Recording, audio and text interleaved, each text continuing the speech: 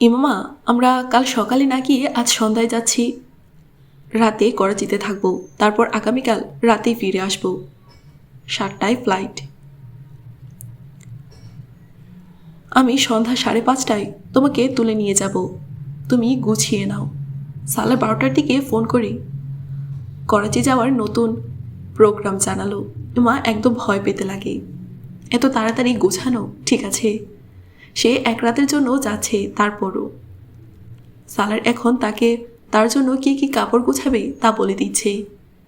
কাপড় গোছাতে গোছাতে ইম্মা অসম্ভব অস্থির অনুভব করছে। সালার 5:30টায় বাসার নিচে এসে পৌঁছালো। ইম্মা নিচে নেমে এলো। সে জানে সালার গাড়িতেই ইফতার সেরে নিয়েছে, তবু সে তার জন্য একটি বক্সে কিছু খাবার ও জুস নিয়ে এলো। এয়ারপোর্টে যেতে যেতে কথা বলতে বলতে তারা দুজনেই সেগুলো খেতে থাকে।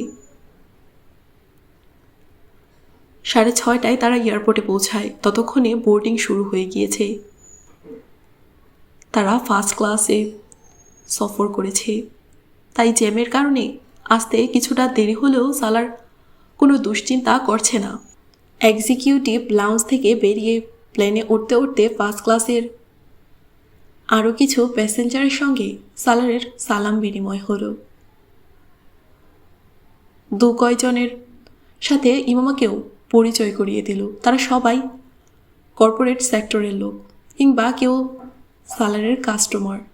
প্লেন ছাড়ার কয়েক মিনিট পর অন্য একটি কোম্পানির একজন এক্সিকিউটিভ কোনো একটা বিষয়ে সালার সঙ্গে আলোচনা করতে তার কাছে এলো। কিছুক্ষণ তার সঙ্গে কথা বলে তার কাছে দুঃখ প্রকাশ করে সালার সেই এক্সিকিউটিভের সাথে তার সিটে চলে গেল। ইমামা কিছুক্ষণ তার ফেরার অপেক্ষায় বসে রয়। তারপর বিরক্ত হয়ে একটি ম্যাগাজিন হাতে নিয়ে পড়তে শুরু করে। সালার অবশেষে প্লেন অবতরণের ঘোষণার 5 মিনিট পর ফিরে আসে। এসেই সরি বলে তার পাশে বসে সিট বেল্ট বাঁধতে লাগে। বিরক্ত হওনি তো তুমি? না, আমার তো খুব ভালো লাগছিল। মা অসম্ভব অভিমান ভরে উত্তর করে। সে এখনও ম্যাগাজিন থেকে চোখ সরায়নি। সালার তার হাত থেকে ম্যাগাজিনটি নিয়ে পাশ দিয়ে অতিক্রমরত বিমানবালার হাতে ধরিয়ে দিল। মেয়েটি ধন্যবাদ জানিয়ে চলে গেল।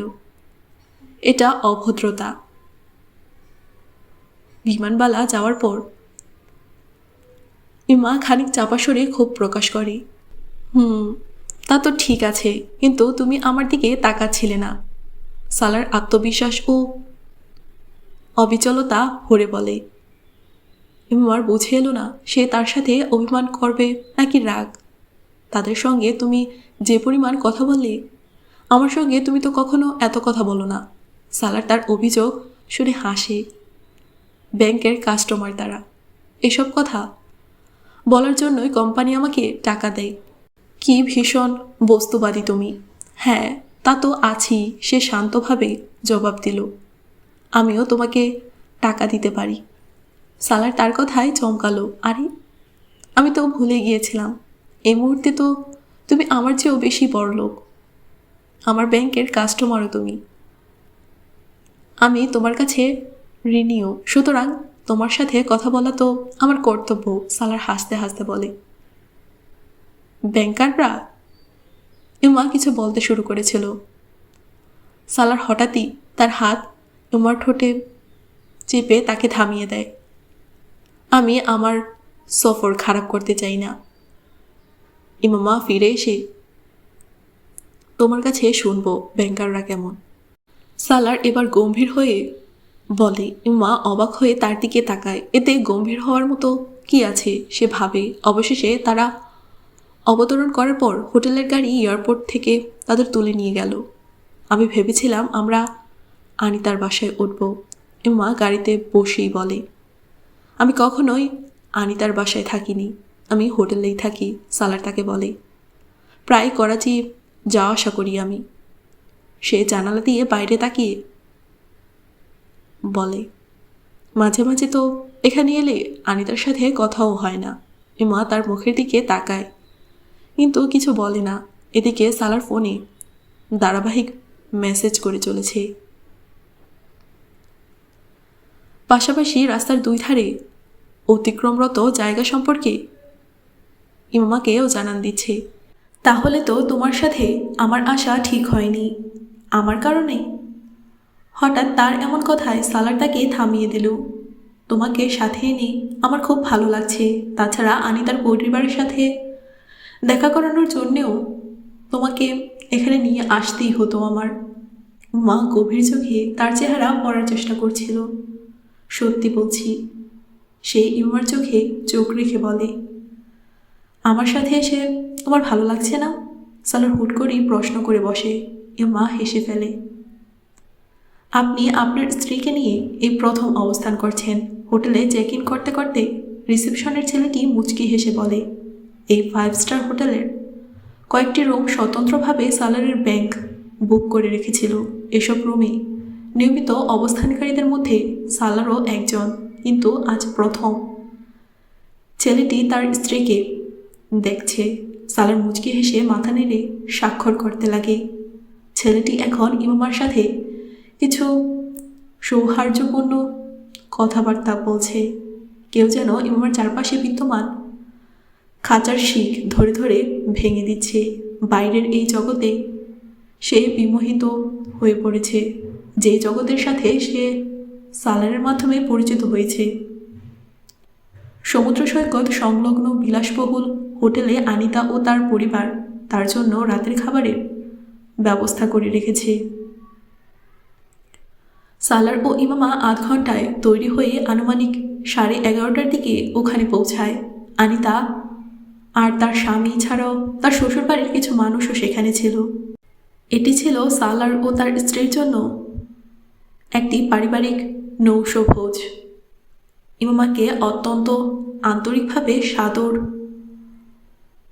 সান্ধ্যভাষণ জানানো হয়। তার ইতস্তত বোধ প্রথম কয়েক মিনিটেই কেটে যেতে থাকে। আনিতারা ছিল যথেষ্ট মুক্তমনা পরিবার। তাদের বিয়ের ব্যাপারে প্রথাসিদ্ধ আলোচনার পর গল্পের প্রসঙ্গ পাল্টে গেল। এখানে ইমামা ছিল প্রধান মেহমান, কিন্তু সেখানকার কেউ তার প্রতি টেলিস্কোপ পেতে রাখেনি। তার ক্ষুদ্র বিষয় নিয়ে ঘাটাঘাটি করেনি। এই বিষয়টি ইমামাকে তাদের প্রতি আরও বিশ্বাসী করে তোলে। খাওয়া এখনও শুরু হয়নি। তরল পানীয় পান করতে করতে তারা গল্প করছিল। আলোচনায় ইমামা মুচকি হেসে হেসে নিছক একজন নীরব শ্রোতার ভূমিকা পালন করে। তার অধিকাংশ মনোযোগ সৈকতের বিলাসবহুল দৃশ্যের আশেপাশে দৃষ্টিগোচররত সমুদ্র এবং শহরের আলোকিত আলোর প্রতি। তারা খোলা আকাশের নিচে বসে আছে। করাচিতে লাহোরের মতো শীতের প্রকোপ নেই, কিন্তু সৈকতে বসে তার শীত অনুভূত হচ্ছে। আসার আগে সালার তাকে উষ্ণ শাল নিয়ে আসতে না বললে এখন নিশ্চিত তার দাঁতে দাঁত বাড়ি খেত। এখানে বিদ্যমান সমস্ত নারী সোয়েটারের পরিবর্তে এ ধরনের শাল কাঁধে ছড়িয়ে বসে আছে। সালার, আমি ওখানে সামনে গিয়ে সমুদ্র দেখতে চাই। মা তার পাশে বসা সালার দিকে ঝুঁকে ফিসফিসিয়ে বলে, তাহলে যাও। সালার নিশ্চিন্ত মনে বলে, আমি কিভাবে যাব? এভাবে একা? আমার সাথে আসো। না, তুমি একা যাও। দেখো আরও কত মানুষ দাঁড়িয়ে আছে, তুমিও গিয়ে দেখো, সালার তাকে বলে। সালার এখন ইমামার কোলের ব্যাগ উঠিয়ে নিচে রাখতে রাখতে উচ্চস্বরে তাকে বলছে। মা খানিক ইতস্তত করে এই লম্বা টেবিলের চারপাশে উপবিষ্ট সদস্যদের প্রতি খানিক নজর বোলালো। তারা সবাই গল্পে মশগুল। তাদের কেউই তার দিকে মনোনিবেশ করেনি। মা কিছুটা সাহস করে উঠে দাঁড়ায়। তার বাম পাশে বসা আনিতা তাকে লক্ষ্য করল। ওখানে গিয়ে দেখো, ওখান থেকে অনেক সুন্দর দেখা যায়। আনিতা ইশারায় তাকে নির্দেশনা দিল। মা মাথা নাড়ে। সে ছাড়া ওখানে আরও কিছু পরিবার ছিল। সালার ঠিকই বলছিল। একটু পর পর তার মতোই কেউ না কেউ ওঠে। ওই জাহাজের ডেকের মতো খোলা জায়গার কিনারে দাঁড়িয়ে সমুদ্রের দিকে তাকিয়ে আছে। ইম্মা টেবিল ছেড়ে উঠতে ভয় পাচ্ছিল। তারপর ধীরে ধীরে স্বাভাবিক হতে শুরু করলো। সালার ওখানে বসে ঠান্ডা পানীয় পান করতে করতে তাকে যেতে দেখে। ইমামা পুনরায় কিছুটা ভীত হয়ে পেছন ফিরে তার দিকে তাকালো। সালার দুবারই মুচকি হাসে। এটা 9 বছর আগের আত্মবিশ্বাসপূর্ণ ইমামা নয়, যে ইমামা মাঝরাতে বাড়ির দেয়াল টপকে তার রুমে চলে এসেছিল, তাকে বিয়ে করেছিল, তারপর বাড়ি ছেড়ে পালিয়েছিল। সে ওয়াসিমের এই বোন সম্পর্কে ওয়াসিমের কাছে অনেক কিছু শুনেছিল, কিন্তু বিগত 10 দিন ধরে সে যে মেয়েটিকে দেখছে এটা সেই মেয়ে নয়। কালের পরিক্রমা যে তাণ্ডব তার উপর চালিয়েছে, তার যে অধিক তাণ্ডব সে নিজে সৈকতের ধারে গমনরত মেয়েটির উপর করছিল।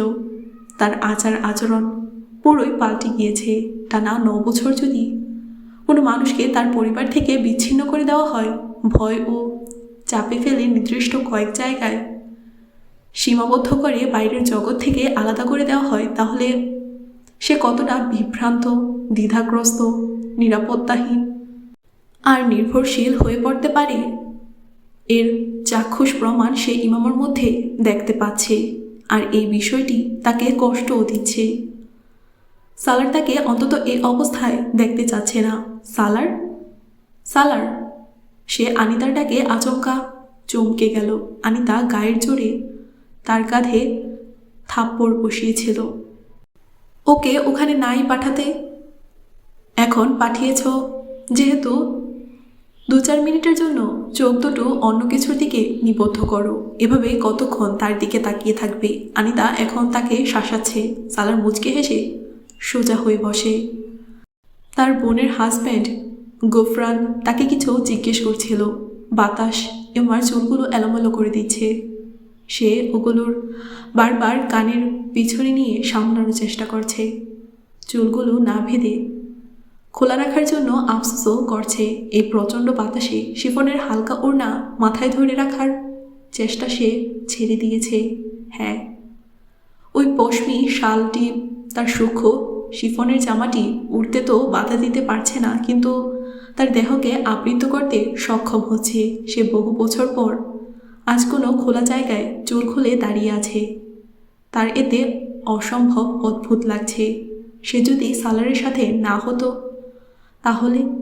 তাহলে কখনোই এই অবস্থায় কোনো উন্মুক্ত স্থানে দাঁড়িয়ে থাকার কল্পনাও করতে পারত না। 10 দিন আগেও বাড়ি থেকে বের হওয়ার আগে সে তার মুখও ঢেকে রাখত। সেটাই ছিল তার একমাত্র বেশভূষা, যেটির মাধ্যমে সে নিজেকে নিরাপদ ভাবত। সালারকে বিয়ে করার পর সে তার মুখ ঢাকা বন্ধ করে দিয়েছে। এখন সে তার নিজেকে সালার কাছে নিরাপদ মনে করে। অন্ধকার সমুদ্রের জলে আলোর প্রতিবিম্ব দেখতে দেখতে সে আবারও গলায় পেঁচানো ওড়নাটি মাথায় নেওয়ার চেষ্টা করলো। তার চেষ্টার দিকে তাকিয়ে থাকার মতো ওখানে কেউ ছিল না।